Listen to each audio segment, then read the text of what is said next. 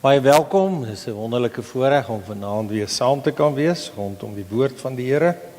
En kom ons begin, dan blaai ons saam. Almal van julle het ver gery en is moeg, is 'n week agter die rug. So ons gaan nie onnodig tyd opneem nie, na Markus 10. Markus 10.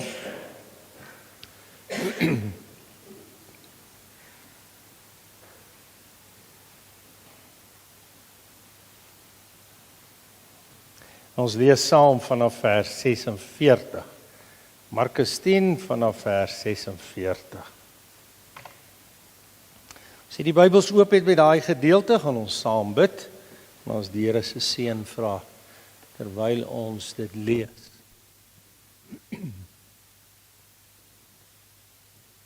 Here, ons slaan ons oë op na die berge, waar sal ons hulp vandaan kom? Ons hulp is van die Here wat die hemel en aarde gemaak het en nooit laat vaar die werke van sy hande nie. En soos ons vanaand hier voor U sit, is ons die werk van U hande. U sê in die Psalmis, hoofstuk 8 vers 6, U het ons wonderbaarlik gevormeer.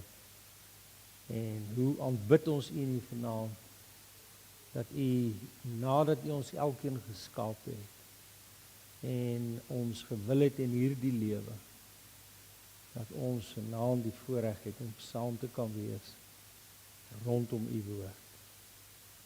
Ons pleit die kosbare bloed van Jesus Christus oor ons, oor die gronde, oor die kindertjies, en hulle wat op die pad is, en ons vra dat U deur U Gees in ons midde die doel sal bereik in Jesus se naam.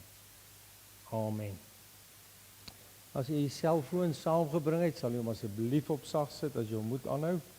Anders skakel hom vir ons af. Hy pla gewoonlik op 'n stadium wat hy nie moet pla nie. So kom ons lees Markus 10 vers 46. En hulle het in Jerigo gekom. Jy weet waar is Jerigo? Die volke deur die woestyn getrek, hulle deur die Jordaan by Gilgal besny en nou is hulle by Jerigo.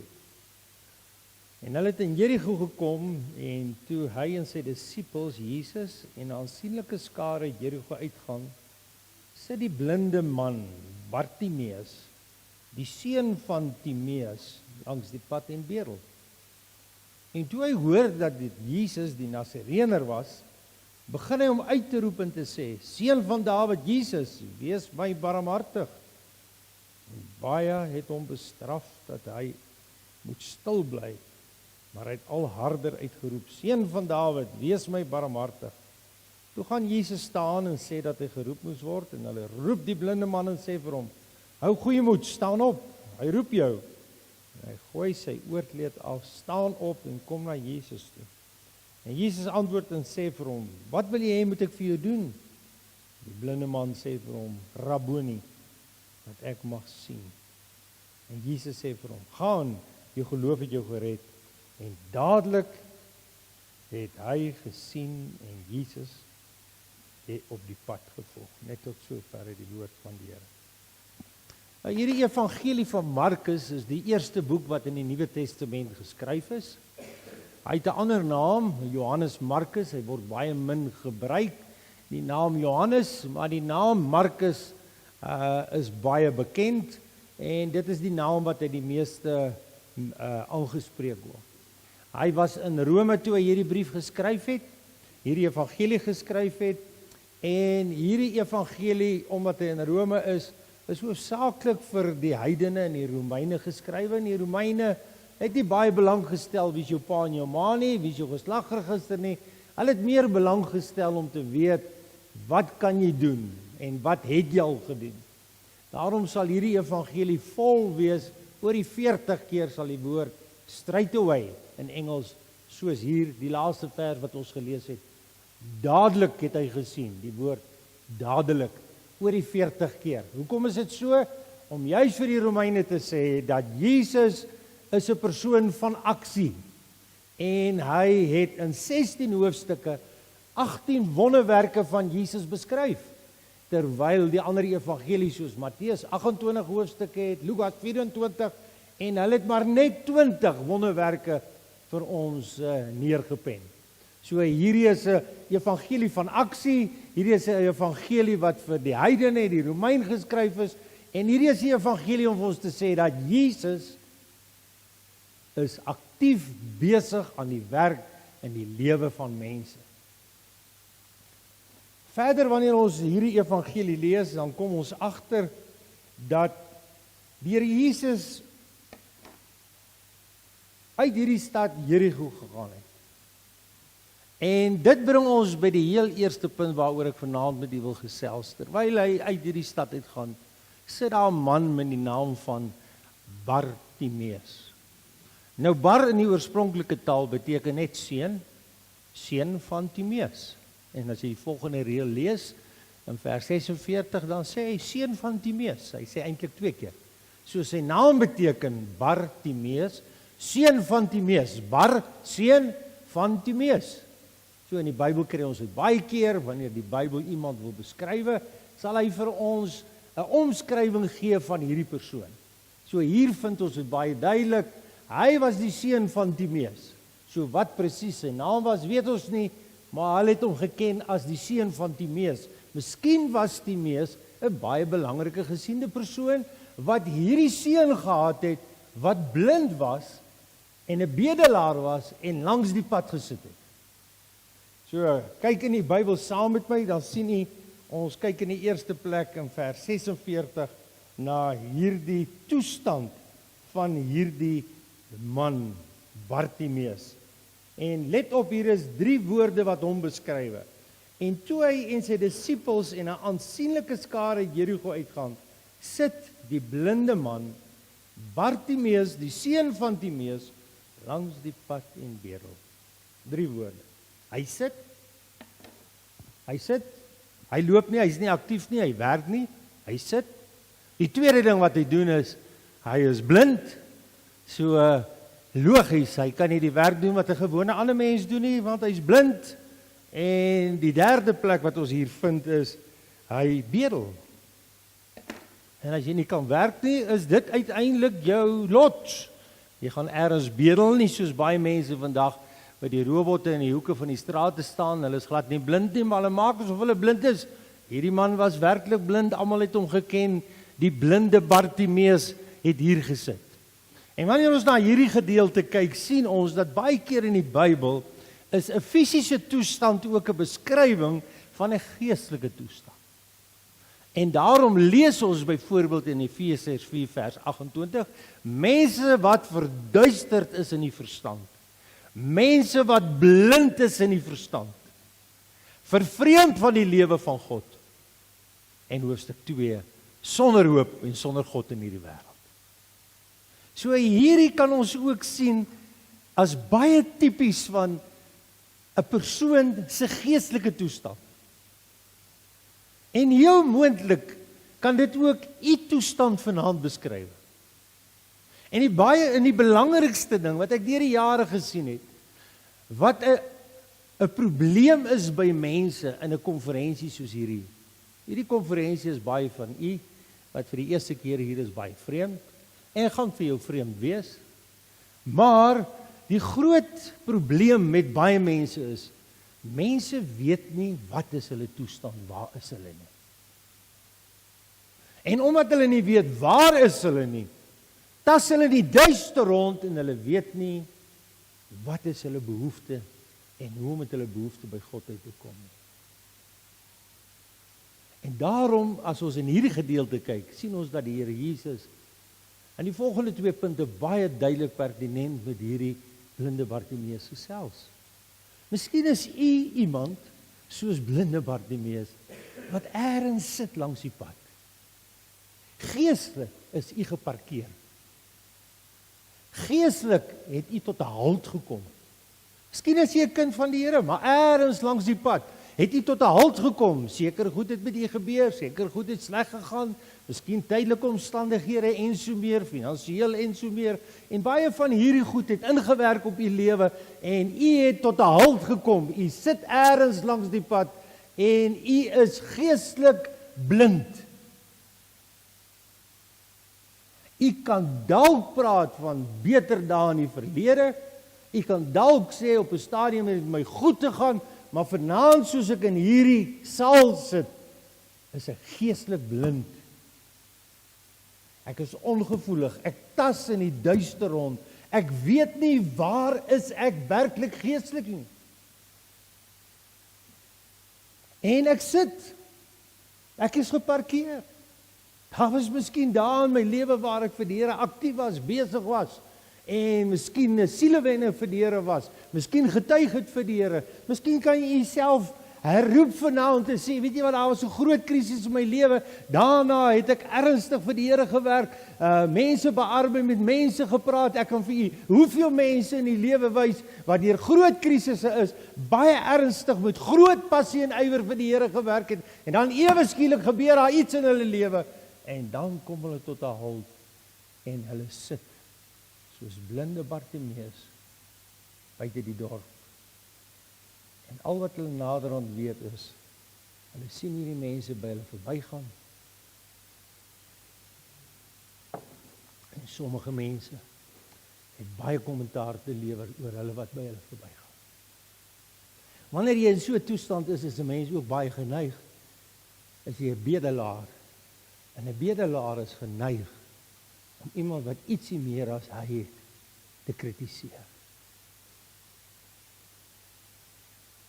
Ek het 'n beleid, as iemand swaar kry, moet hom nie by geld sit nie.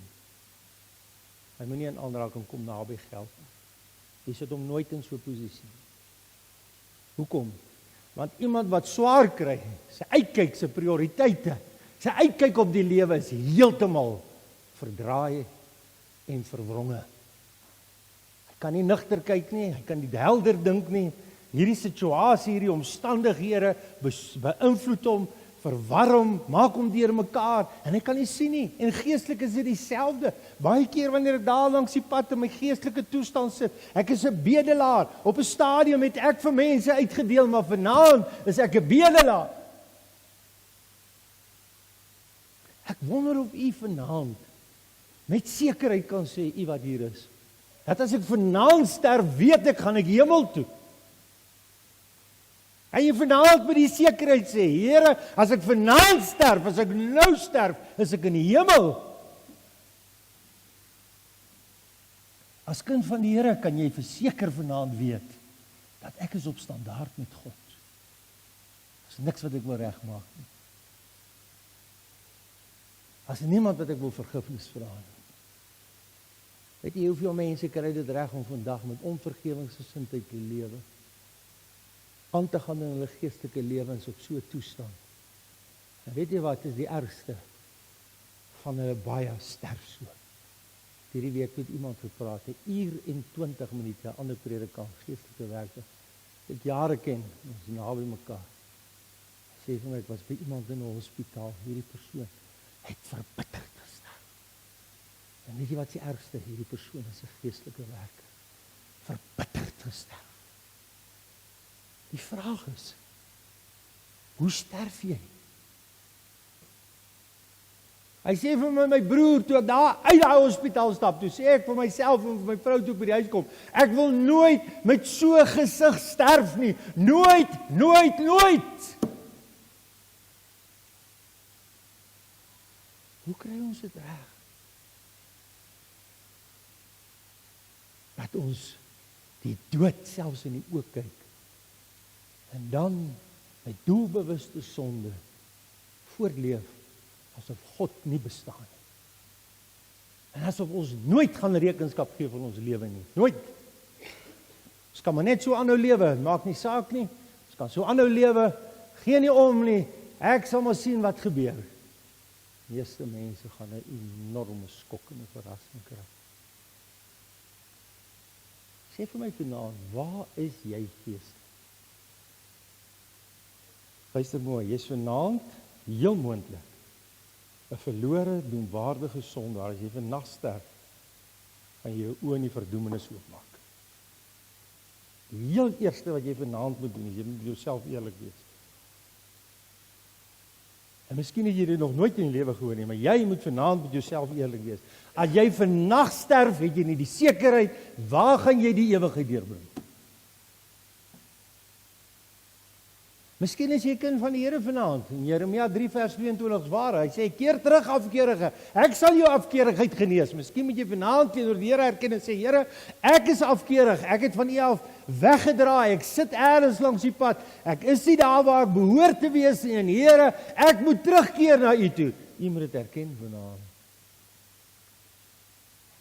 Miskien is jy 'n kind van die Here wat nou al 'n geruime tyd soek na die rein hart, volheid van die Heilige Gees.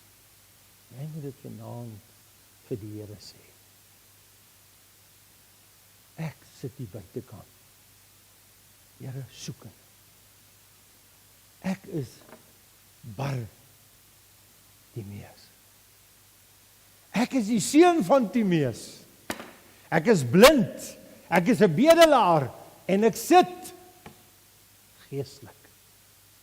Ek het die taal, ek het al die kennis, ek weet van al hierdie goed. Ek kan dit eintlik vooruit voorspel, maar Here, vanaand moet jy erken, jy het nie die lewe nie. En dis die verskil. Blinde Bartimeus. Is dit nie miskien soos in die gemeente van Laodicea nie? Daai gemeente van Laodicea, as jy gaan lees aan Openbaring, dan lees jy hierdie woorde. Hy sê, en jy is ryk en het verryk geword, en jy is elendig, arm, jy nie arm, bedelaar, beklaanswaardig, jy is naak, en jy is blind. Presies, Bartimeus. Selfe woorde, selfe geestelike toestand. Hulle het 'n fisiese behoefte wat hy gehad het op hierdie stadium. Selfe tipies. Jy's arm, jy's naak, jy's 'n bedelaar, jy's blind. En dan kom hy en raai van hom aan. Hy sê, ek raai jou aan om van my te koop goud, wat deur vuur gelouter is. Hoekom goud? Weet jy wat is goud? 'n tipe van geloof. Ek raai jou aan om vanaand die hand van geloof uit te steek. Wit klere, om jou naaktheid te bedek. En weet jy wat is eintlik die probleem? Die oomblik wanneer ons nie geestelik reg is nie, is ons eintlik naakte mense, kaal mense. Ons is geestelik kaal. En ons het reinklere nodig om ons naaktheid te bedek. En dan salf, om jou oë te salf, sodat jy kan onderskei. Waar is ek geestelik? En salf om te kan onderskei, wat is reg en verkeerd? En is dit nie aardig nie, dat as sulke gemeentes was, en dit wat in hierdie gemeentes gesê is heel moontlik, moontlik in alle gemeentes wat ooit sal bestaan. Daar sal diegene wees wat hulle eerste liefde verloor het. Daar sal sulke mense in gemeentes wees, wat elendig, beklaanswaardig, arm, blind en naak is, wat aangeraai word om in die hand van geloof uit te steek, wat aangeraai word om wit klere aan te trek, wat aangeraai word om salf te kry en hulle oë te salf, sodat hulle kan sien. Raai jou aan. Maar dan sien ons in hierdie gedeelte iets wonderliks. Ek onthou, ek het hier, voor ek aangaan, nou jare terug, 1985, toe ek daar in Upington gewerk vir 3 jaar, 576. 75 het die kinders daar gebore, hulle is kanaalape. Maar as jy nou wegdraai van Griekwa stadse pad en jy is by die T-aansluiting, links is Groblershoop, jy draai op Upington. As jy so opry met daai pad, so simpel krimmelpaadjie. Jy moet hom nie laat in die aand ry, want die son is heeltyd in jou oë om al daai draaitjies, verskriklike draaitjies. Dis ook 'n smal paadjie, die mense ry en daar's baie dronk mense wat langs die pad loop. Baie slegte pad om te ry. En maar ek onthou ek het daar iemand besoek, al sulke klein plek, wegdraai. Nooit vergeet ek het 'n oom besoek op wegdraai. Ek het so voor by sy hekkie gestaan en terwyl ek by sy hekkie staan, ek ken nog sy naam, Johan Neetling. Ek het so by sy hekkie gestaan en ek het vir hom Johan gesê, hallo Johan, ek is Nardus Borman, ek is in die IB, mooi, wonderlik, goed. Ek sê, ken jy IB? Ja, ken jy IB? Ek sê, hoe het jy die ken? Ek sê, meneer Pieter Skols. Ek sê, ja. Hy sê, toe Pieter Skols die eerste keer by my gekom het. Hy sê, my tuin was nie so aan die kant nie, toe sê hy, meneer Neteling, ek hoop nie jou hart lyk soos jou tuin nie. Hy sê, en daar Pieter Skols my na die Here toe gelei. En ek vra vir hom, ek sê vir hom, Johan, sê vir my, dierbare mense daar, goeie mense, regte Afrikaner mense, mense wat se harte oop is, plat op die aarde. Ek sê vir hom, Johan, sê vir my, terwyl ek sit, het ek die gewoonte gehad, want as jy so rondgaan, dan jy sien iemand nou, dis heel moontlik, jy sien hom nie meer nie, jy het nie tyd soos in 'n gemeente, dalk gaan ek jou weer sien nie. Jy kom dalk weer daar, jy sien die persoon nooit weer nie. So ek het die gewoonte gehad, as ek daar sê ek, oom, hoe gaan met jou? En dis waar ek hom gevra het, hoe het hy die Here ontmoet, en hy vertel vir my, en ek sê vir hom, Johan, sê vir my, hoe gaan dit met jou geestelik? En ek het hier geskryf. Hy sê, ek is jammer om vir jou te sê, ek het veragt. Ek het veragt. Miskien moet jy vanaand soos Johan Neteling sê, hy sal dood. Nee maar, Here, ek het veragt. Hartseer.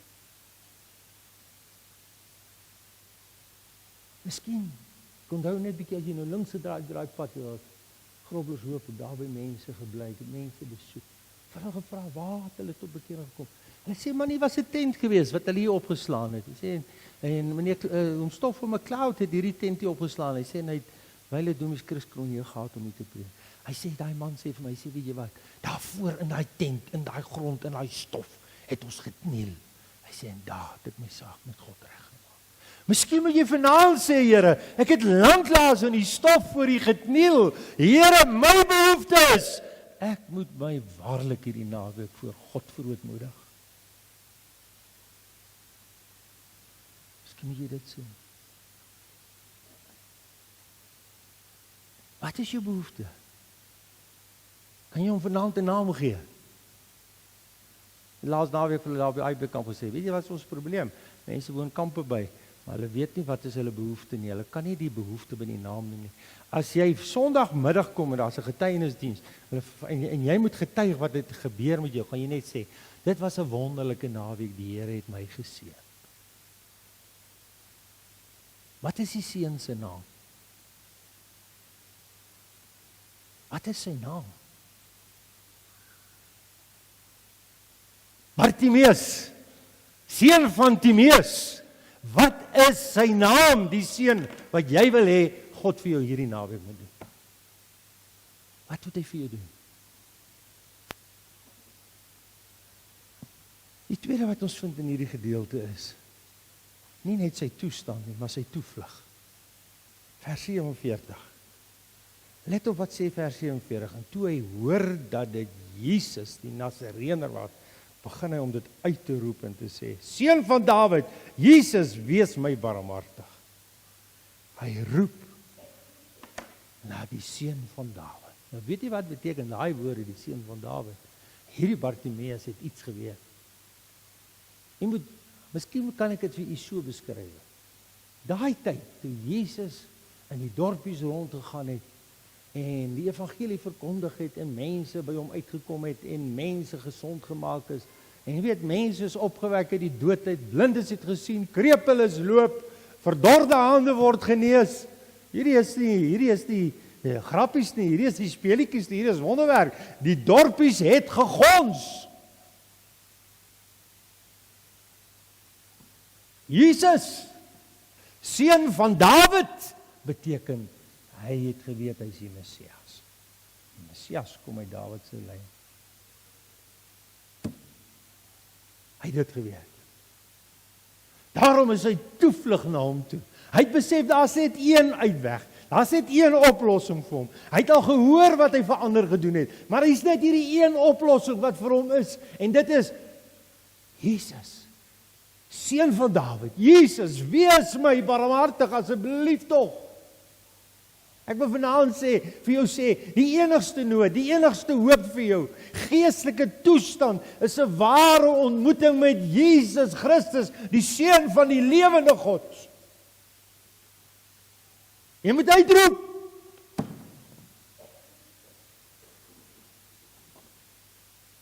Seun van Dawid, Jesus, wees my genadig, wees my barmhartig. Ek is bekommerd dat baie mense speel 'n speletjie. Jy speel 'n speletjie met God. Jy gaan eers in jou lewenspad jou lelik misgis. Jy gaan eers in jou lewenspad jou lelik misgis. Ek glo God is genadig, ek glo God is goed vir mense, ek glo die Here help mense, ek glo daar's mense soos 'n rower aan die kruis, maar luister wat ek vanaand vir jou sê. Ek glo ook daar's baie mense wat gereken het. Die rower aan die kruis is my laaste uitroep en hulle het dit nooit reg gekry nie. Weet jy wat my ma gesê? My ma het oop hartoperasies gehad. Nie soos hulle vandag het. En soos hulle vandag hier deur die bors en hulle sny jou hele blad hier van agteraf oop in die ou dae. En dan net doen hulle klet vervanging. Hulle kan maar daai deur bietjie toemaak. En as hy sy sê weet jy wat my seun? Jy's so siek. Jy's so siek.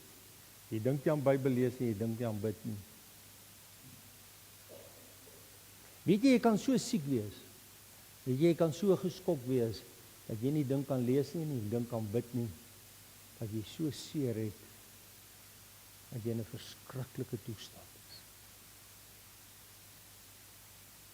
En daai mense het nie 'n laaste uur soos 'n rower aan die kruis. Die vraag is, wanneer ons by die begrafnis jou in die kus laat afsak in daardie graf, bly daar 'n enorme vraagteken by die wat agterbly. Waar is jou onsterflike siel? In die hemel of in die hel?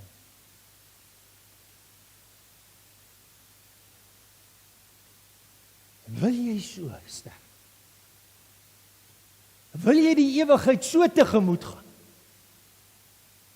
En vir u wat gered is vanaand, seker so 'n paar weke gelede, soek ek miskien 'n maand terug, word dit vir my baie duidelik toe ek in 'n sekere geval doen. Daar kom 'n tyd wanneer mense so is, waar kinders van die Here, soos daai verlamde man, hy moet optel. En baie mooi luister wat ek nou sê. Waar ons daai verlamde man moet optel, die dakplate moet oopmaak en hom in geloof laat afsak. Want daai verlamde man kan nie meer. Ek weet nie of jy snap wat ek nou vir jou sê nie. Maar as kind van die Here, jy weet vanaand hier sit, daarom is dit onmoontlik dat jy in jou geestelike lewe kan aangaan in die toestand waarin jy aangaan. En jou geestelike lewe so voordryf soos wat jy voordryf, terwyl jy die waarheid ken en die evangelie ken, en nie waarlik betrokke is by die uitdra van die koninkryk van God nie, dit is taboe. Jy kan in jou hele lewe dit nie doen nie. As mense, luister wat ek vanaand vir jou sê, wat nie meer hulle self kan help nie. Sommige is te bedwelm, sommige is te verslaaf, sommige is in so 'n verskriklike toestand, dat ander kinders van God in geloof die draagbaar moet vat, die dak opklim, die dakplate afhaal en hom voor Jesus laat neergaan. Want hierdie man is verlam. So jou en my taak hierdie naweek is om te bid. Jou en my taak in hierdie lewe as kind van God is om ander mense op te tel en deur die dakplate te laat sak, sodat die Here die verlamdes kan oprig. En dis hoekom die verlamdes taal moet verloor. Want niemand tel hulle op nie. Weet jy? Want ons sit buite die stad. Ons sit. Ons staan nie. Ons dra nie. Ons werk nie. Ons sit.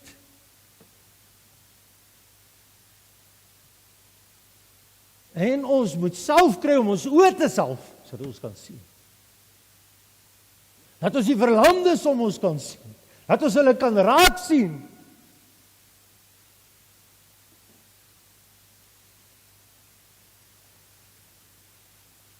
Hy neem sy toevlug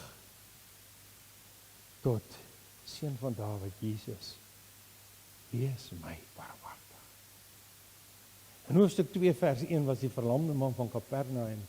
In hoofstuk 3 van Markus vers 1 lees ons van die man met die verdorde hand. In hoofstuk 4 maak hy die storm stil. In hoofstuk 5 die besetelinge van Gadara aan die ooste kant van die Jordaan. Die Gadareners, die goddelose demoniese mense. Daar dryf hy. Toe hy daar kom, toe kom daar die grafte demonies besetenis uit. Van Gadara. Maak die melaatse gesond. Hy maak die doofstommes gesond. Hy raak hulle aan. En dan, so wonderlik, dan roep hy, Seun van Dawid, Jesus, wees my barmhartig. Hy roep nie net nie. Hy neem nie net sy toevlug na die Here Jesus toe nie. Hy doen dit passievol. In die oorspronklike taal dui hierop aan. Hy dui hier aan 'n hoë vorm van emosie. Hy sê, Rabboni. Rabboni. Rabbi is net meester, maar Rabboni is Here. 'n baie sterk, passievolle uitroep. Kreet, help my, wees my genadig. Wees my barmhartig, hy's reg, los hom net so. Rabboni. Het jy al waarlik geroep? Hy sê nie maar dat ek eenmaal roep en sê, Here Jesus, help my. Ag, as jy help, help jy, as jy nie help jy nie. Maar het jy al waarlik gekom, miskien soos Jakob daar by die Jabok, Here, ek gaan nie hierdie naweek los voordat jy my sê nie. Rabboni, Rabboni, help my asseblief, help my. Wees my genadig. Weet jy kan selfs op 'n toestand wees wat jy hoor, jy kom, jy gaan. Jy stap onaangeraak uit by die een diens na die ander. Dan moet jy vanaand begin bekommerd raak en hard uitroep. Rabboni, meester Here, help my asseblief. Hierdie is 'n verskriklike toestand. Help my. Ek tas in die duister rond, ek weet nie waarheen is ek op pad nie, ek weet nie wat gaan van my word eendag nie. Rabboni, help my, wees my barmhartig, wees my genadig. Hy roep harder, hy roep passievol, hy roep met emosie. Hy het al vir Saggeus dopgehou, klein kort mannetjie. Daar's baie mense. Jy moet gaan lees, daar's baie mense. As daar vandag iemand in Bloemfontein of ergens in jou dorp begin wonderwerke doen wat hier gebeur het, hulle gaan die strate vol loop, hulle gaan saam drom. Hulle het saam gedrom. Daar's so baie mense, kort ouetjie. Hy kan nie eers naby, hy kan nie eers Jesus sien nie, hy kan nie naby kom nie. Hy maak 'n plan. Hy sê, ek kan nie hierdie geleentheid mis nie. Ek kan nie hierdie geleentheid mis nie. Ek gaan vooruit hardloop. Ek weet daar's 'n willevyeboom op hierdie pad. En hy's op hierdie pad. Miskien was hy al voorheen op hierdie pad. Maar ek gaan nou 'n plan maak. Ek gaan nou vooruit hardloop. Dan gaan ek in daai willevyeboom sit en wag tot hy hier onder deur my verbygaan. Dat ek hom net sien, dat daar net 'n uitkoms vir my kan wees. Hy is al so desperaat. Miskien moet jy vanaand sê, Here, help my. Here, ek moet hardloop, ek moet vanaand, hierdie naweek moet ek hardloop, ek moet na 'n willevye boom toe hardloop, ek moet vooruit kom, ek moet net 'n blik kry, ek moet net 'n kykie kry op hierdie Jesus van Nasaret. Help my asseblief. En weet jy wat jy wonder? Die oomblik wanneer iemand uit sy hart uitroep, hier is skare, hier is die massas om Jesus, hulle drom saam, hulle loop, en dan die ewe skielik as hy by die boom kom, en sê, Zacchaeus, klim af. Vandag gaan ek by jou thuis. Weet jy wat, ek glo met my hele hart, ek weet nie hoekom nie, maar ergens staan die Here vanaand voor jou, terwyl jy daar sit in die vyeboom, en hy sê vir jou, die naweek, en ek jou ontmoet, klim af. Het jy die ander vrou ontsien? Die vroukie wat aan bloedvloeiing gely het. En weer eens, moet gaan lees, hulle druk en hulle drom saam en hulle stoot deur Jesus, heen en weer, hulle raak aan hom, hulle stamp aan hom. En daar kom 'n vroukie, sy het aan bloedvloeiing vir jare gely. En jy moet al mooi lees wat sê daai gedeelte. Sê nie sy het sy hand gevat of sy lyf gevat. Net soos wat sy japon, sy bootleed het. Sy so gaan.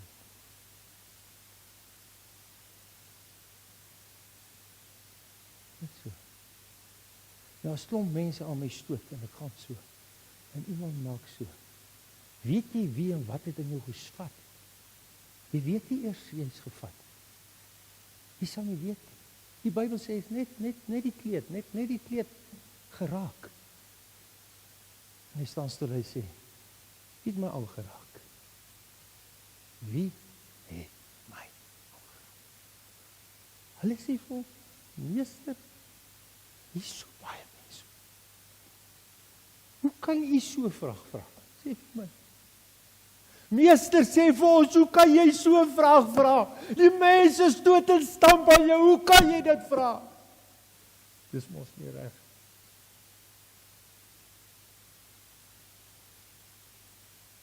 En toe kom hierdie vrou. Ek gaan lees wat sê sy. Vertel sy vir ons die hele waarheid. Hierdie woorde. Die hele waarheid. Die hele waarheid. Hy sê ek het jou. En toe hulle wonder, hoe sal hy dit weet? Toe sê daar het krag om my uit te gaan. Het nie eers my lyf aangeraak nie, het net my kleed. Voel, daar het krag vir my uit te gaan. En sy vertel vir hom die hele waarheid, en haar bloedvloeiing het oombliklik gestop. Weet jy wat? As jy vanaand jou hand van geloof uitsteek, dan raak hy jou aan. Hierdie naam. Draai jou aan om vir my te koop. Goud wat deur vuur gelouter is, geloof. Steek waag dit uit hierdie naweek. Al is jy onkundig, luister nou mooi. Ek was 'n dom plotsientjie, dom. Ek het min geweet van die Bybel. Ek het min geweet van teologie. Ek is die Here so dankbaar, ek het min geweet. En weet jy wat? Dit wat ek gekry het, te geweet is die Here. Jy kan vanaand net soos ek dom en eenvoudig wees. Dan is jy en jy's opreg. Jy doen wat hierdie vroutjie gedoen het. Vertel hom die hele waarheid. Vertel hom die hele waarheid, hy sal jou aanraak. Hy sal jou genees, hy sal jou vergifnis gee, hy sal al jou sondes vergewe, hy sal jou nuwe lewe gee, hy sal jou nuwe hart gee, hy sal jou blydskap gee, hy sal jou vreugde gee, hy sal jou oorwinning gee, hy sal jou herstel. Raak hom aan vanaand, roep uit, Rabboni. Rabboni. Asseblief Rabboni. Weet jy wat? As jy net dit wil doen. Kom ons sluit af. Laaste punt. Jesus se toenadering. Toe Bartimeus op so 'n manier roep. Let op wat sê vers 49. Toe trek dit Jesus se aandag. Toe gaan Jesus staan en sê dat hy geroep moes word. En die skare was eers ongelukkig. Hulle moenie hierdie meester pla nie, moenie vir Rabboni pla nie. En hy sê, en hulle roep die blinde man en sê vir hom, hou goeie moed, staan op. Hy roep jou. So. Het jy al ooit gedink wat dit beteken? Dat die skepper van die hemel en aarde, Jesus die Christus, wat aan die kruis vir jou gesterf het, gaan stil staan in die ewigheid, waar hy nou beweeg, en hy staan vanaand voor jou stil, meneer, mevrou, jongman, jong meisie, oom, tannie,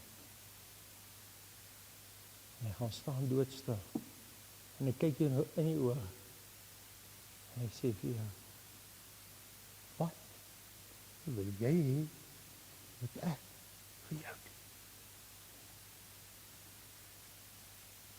Wat wil jy hê, wat ek vir jou doen? Hierdie, laat my verstand heeltemal, kan dit nie hanteer nie. Is dit moontlik dat ergens in die ewigheid, elkeen van u wat vanaand hier gered is, ergens in die ewigheid, in die kalender buite tyd, waar God besig in sy grootheid en sy heelal, as jy 'n nietige stofwurmpie, 'n stofie op 'n weegskaal, 'n sandkorreltjie in die oseaan, en hierdie groot God het gesê, ek het jou geroep na my. Ek het jou geroep na my. En dan gaan nou alles los, en al die ander mense in hierdie heelal. En nou is ek met jou besig. En nou gaan ek jou net 'n teenvraag vra. Wat wil jy hê, moet ek vir jou doen? Wat deernis. As net een woord in Engels wat ek kan beskryf, what a compassion. Daar's 'n gedeelte ooreenstemmend in Matteus. Ek het vinnig kry, sal ek vir u sê presies wat dit beteken. Dit beteken extremely passionate. Hy gaan staan stil. En vanaand sê jy dit nie glo nie, jy het kamp toe gekom, jy gedink is dit 'n gewone kamp, gaan maar net hier sit en gaan luister, dit gaan lekker wees, gaan vriende hê, sal lekker eet, ons gaan kuier, maar vanaand het die heelal tot stilstand gekom en hy staan by jou en hy sê, wat wil jy hê moet ek vir jou doen? Maar Jesus weet wat hy wil hê, maar Jesus wil hê, hy moet dit sê. Jesus weet hy is blind. Jesus weet hy is 'n bedelaar. Jesus weet hy is arm, hy sit langs die pad. Jesus weet alles, hy ken sy sit en sy opstaan, hy ken sy roetine. En weet jy wat, jy het dit nooit geweet nie, maar Jesus ken jou alles, hy ken jou sit en jou opstaan, hy ken jou gedagtes van ver af.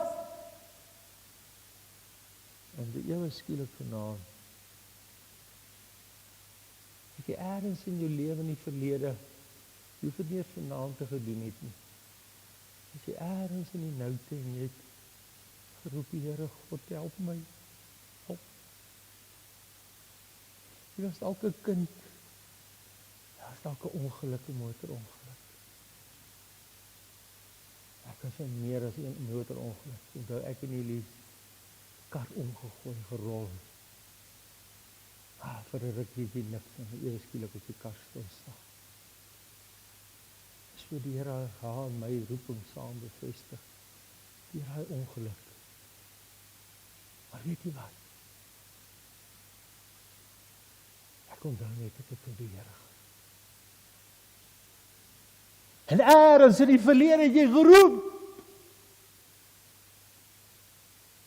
En jy het gedink hy nooit gehoor nie. Vanaand kom staan hy by jou stil en hy sê nou net vanaand vir my weer, wat wil jy met dit doen? Sê vir my. Sê dit my vriend. Sê dit jongman, sê dit jong meisie, sê dit meneer, mevrou, sê dit vir hom vanaand. Wat wil jy hê moet hy vir jou doen? Here, sal U my kan vergewe? Ja, ek kan. Here, kan U my vrymaak? Ek is vasgevang, ek is verslaaf, ja. Here, kan U my herstel? Ja, ek kan. Here, kan U my weer hoop gee in die lewe, my omstandighede? Kan daar weer hoop wees, Here? Kan daar hoop wees? Ja, daar kan weer hoop wees. Here, ek moet eerlik wees, ek kan geen hoop sien. My hele wêreld is in duie. Luister wat ek vanaand vir jou sê. Daar is vir jou hoop.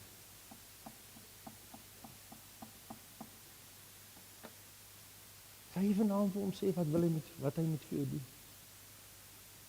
Wat moet hy vir jou doen? As hierdie woorde. He was gripped with compassion. Matteus sê, hy gaan na Jericho, daar's 2 blindes. Kyk vir hulle so.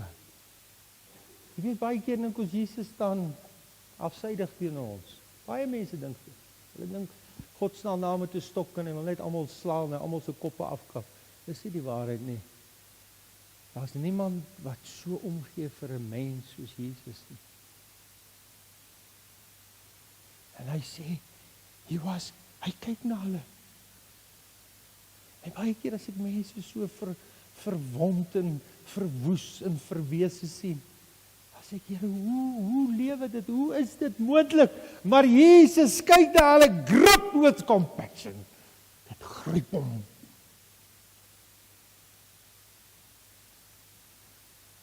Grip. Het jy al ooit gedink, het dit jou gedagte ooit gekom, dat dit waarmee jy worstel, Jesus is gripped with compassion vir jou toestand. Ja, hoe het dit gedink? Hy's grip. Hy's gegryp. Hy's geannekseer.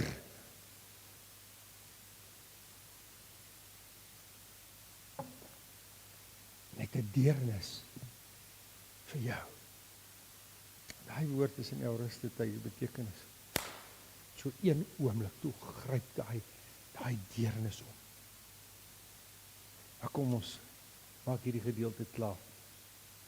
Hier's 3 woorde wat beskryf wat moes hierdie persoon doen toe Jesus sê, wat wil jy hê moet ek vir jou doen? En die blinde man sê vir hom, Rabboni, dat ek mag sien. Dat ek mag sien.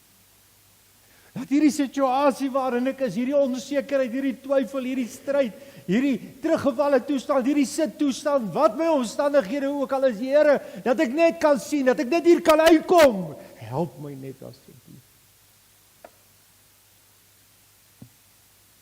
Sê dit vir hom nou. Sê daar in jou gedagtes vir hom. En Jesus antwoord vir hom. En die blinde man sê vir hom dat hy kan sien. En Jesus sê vir hom, gaan, jou geloof het jou gered. Dadelik het hy gesien. En Jesus op die pad gevolg. Weet jy wat? Voor ek hier kom en ek afsluit. Toe alles hoor dat Jesus, die mense sê, Jesus roep hom. Sê vir hom, ek roep hom.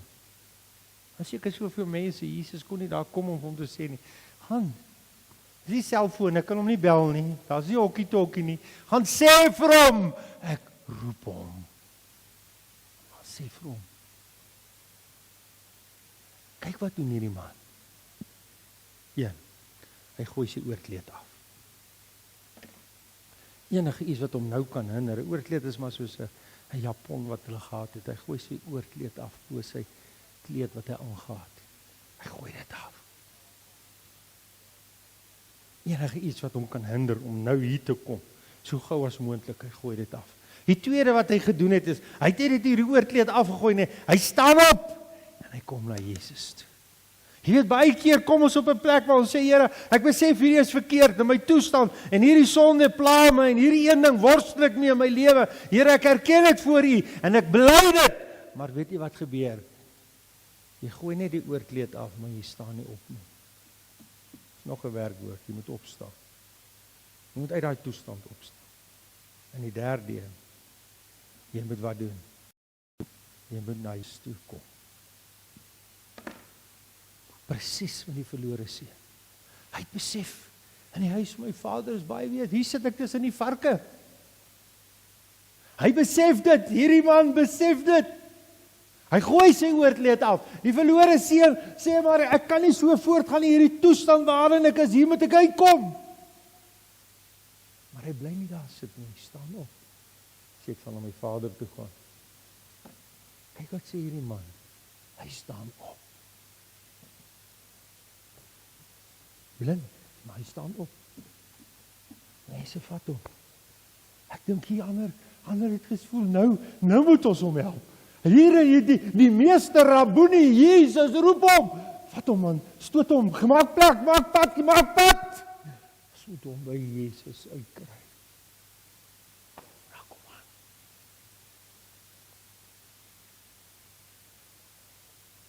En toe by hom kom. Toe sien. As jy vanaand net die bootleed wil afgooi, in geloof opstaan, en al weet jy en verstaan jy nie baie nie. Jy sê, ek het vanaand gehoor, ek moet net na Jesus toe kom, dan kom jy na Jesus toe. Hierdie naweek, jy na Jesus toe kom. En jy kan maar net jou hand uitsteek nou. Sê, Jesus, Seun van Dawid, Jesus, wees my barmhartig, wees my genadig. Gaan hy jou hele lewe vir tyd en vir ewigheid verander. Amen. Kom ons bid saam.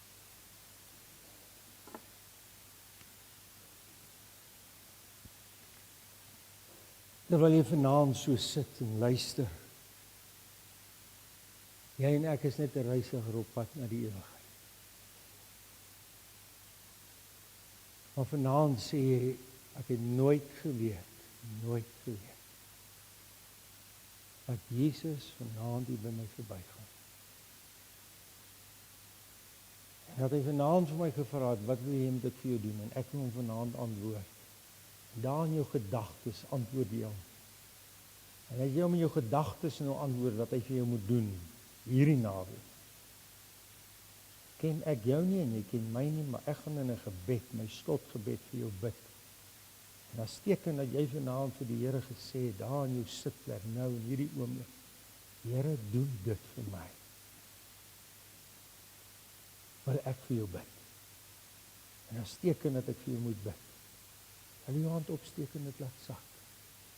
En ek en die Here sal dit sien, ek wil in my gebed, slotgebed vir jou bid. Daar so iemand. Dankie. Nog iemand, dankie. Rabboni, ek wil sien, 'n laaste kans.